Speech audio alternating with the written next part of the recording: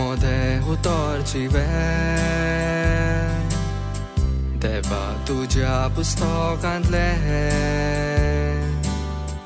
मेल्या काळजाक जागोयचेले नव्या जिवन ते भरचेले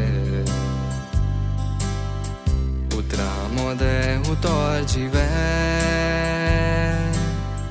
देवा तुझ्या पुस्तकांतले मेल्या काळजाक जागोयचेले नव्या जिवन ते भरचेले. मार्कूचे शुभ वर्तमान. आनी सरभोंवती ग्रामांनी वचून शिकयतालो. मागीर 12 जाणांक आपोवन आनी तांकां मेल्या आत्म्याचेर पदवी दिवन तांकां दोगांक धाडूंक लागलो.